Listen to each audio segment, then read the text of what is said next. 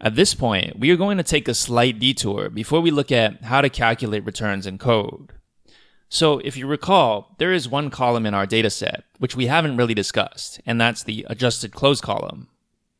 Clearly, this column is related to the close column somehow, and it does some kind of adjustment. But what is this adjustment? Should we care? Which one should we use? These questions will be answered in this lecture. So the standard explanation of the adjusted close column is that it takes the close column and adjusts it for stock splits and dividend payments. Most people will just leave it at that and move on. For us, there are some peculiarities that I think are interesting to pay attention to. Note that this discussion is optional, so if you don't understand it 100%, know that it's not necessary to move on with the rest of the course.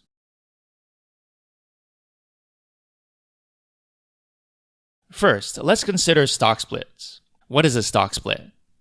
To motivate this discussion, let's suppose you want to buy some shares of a stock. It would probably be more helpful if you've had experience buying stocks in the past.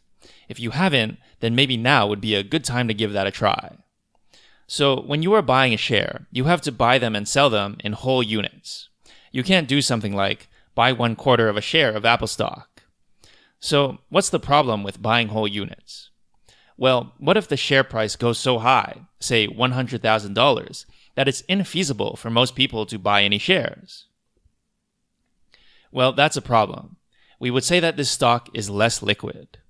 It makes trading this stock difficult for many investors, whether you own that stock you want to sell or you are interested in buying it.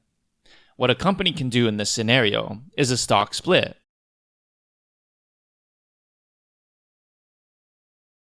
As an example, suppose I do a 2-for-1 split.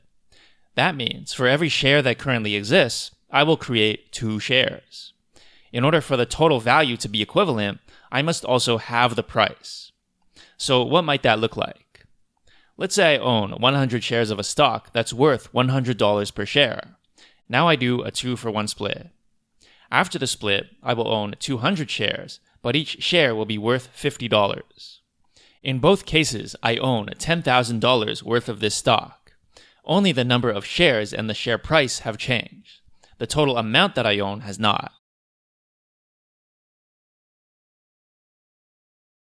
So what implications does this have on the stock price? Well, remember that we usually like to think of the close price as a time series. What happens during a stock split?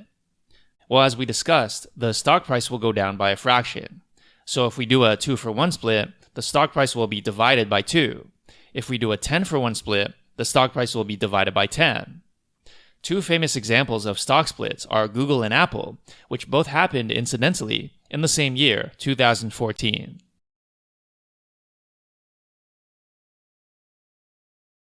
Obviously, this presents a problem if we use close prices to calculate the return. If you naively use a formula like price at time t minus price at time t minus 1 all over price at time t minus 1, you will get the wrong answer. If the company did a 2-for-1 stock split on that day, then it will appear that the stock went down by 50%, which would obviously be very bad. But that's clearly not what has happened in reality. Therefore, if we are to calculate actual returns, we have to adjust the close prices so that they are relative to the price either before or after the stock split.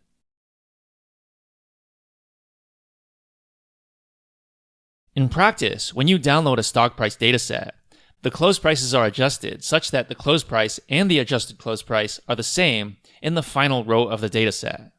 After that, everything is adjusted going backwards. So here's an example of some synthetic data I generated that shows us visually what happens when stock splits occur. As you can see, the value of close and adjusted close at the final time step are the same. They are also the same going backwards, up to the point of the latest stock split. At that point, there was a 2-for-1 stock split. Beyond that point, the true close price is double that of the adjusted close price. But notice how, if you use the adjusted close price to calculate the return, you will get the true return. Note that this graph has 2 stock splits. So if we keep going backwards, we see that the next latest stock split was a 3-for-1 split. At this point, you should ask yourself, what number do we need to divide by in order to get the adjusted close price? I'll give you a moment to think about this, so if you like, please pause the video until you think you have the answer. Remember that, for the latest stock split, it was a 2-for-1 split, and we divided by 2. Now we have a 3-for-1 split. So what do we divide by to get the adjusted close price beyond this split? In fact, the answer is 6. That's because we are going backwards, and we have to account for not just this stock split, but all future stock splits in this dataset. So beyond the second stock split, the factor between the true close price and the adjusted close price is 6.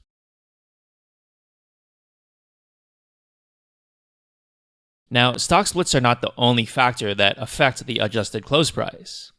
The other factor that affects the adjusted close price is dividend payments. Dividend payments are money that you get paid in cash simply for owning a share of the stock. As an example of this, we can look up Apple's dividend payments. These are in fact hosted on Apple's own website. So feel free to check out investor.apple.com/dividend history for the most recent dividend payment amounts. What's quite interesting, which nicely ties into our topic of discussion in our examples with Apple and Google, is that Google famously does not pay dividends. The reason for this is Google believes they can provide more value to investors by using that money to invest in themselves. That is, by using that money to do more research, support their infrastructure, and so forth. In this course, we will pretty much ignore dividends, so if you want to research this on your own, you can feel free to do that. All of the techniques in this course still apply. Dividends generally just make our computations more complicated, so they will be considered outside the scope of this course. But to give you a basic example, suppose that a stock closes at $20 on some particular day. After closing, the company announces that they will pay a $1 dividend per share. The adjusted closing price will then be $20 minus $1, which is equal to $19.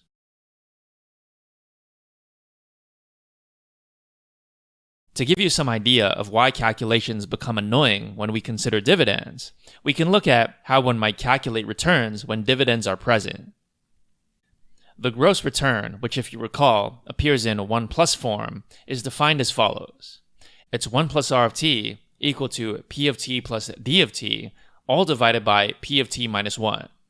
And this is where D of t is the dividend payment at time t. Therefore, the net return is just the right-hand side minus 1.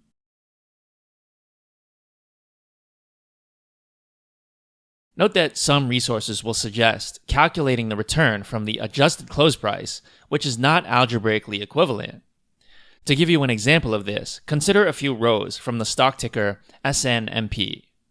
The last dividend was paid on May 21, 2019, so every close price after that date is equal to the adjusted close. On May 20, we see that the adjusted close is different from the close price. In fact, 2.83 minus 0.15 is 2.68, so the adjusted close was calculated by subtracting the dividend from the close price. This is the same as I showed you earlier. So if we calculate the return using the method that you will see in finance textbooks, you will get 2.49 plus 0.15, all divided by 2.83, all minus 1, which is equal to minus 0.067. But if you use the adjusted close, you will get 2.49 divided by 2.68 minus 1, which is equal to minus 0.071. In other words, depending on which method you use, you will get a different answer.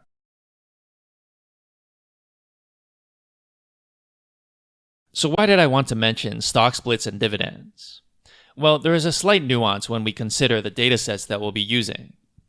It turns out that some APIs, such as the Yahoo Finance API, and for the datasets that we have chosen for this course, the close price has already been adjusted for stock splits.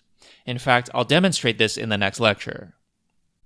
Therefore, the only difference between the adjusted close and close price in our datasets is dividend payments.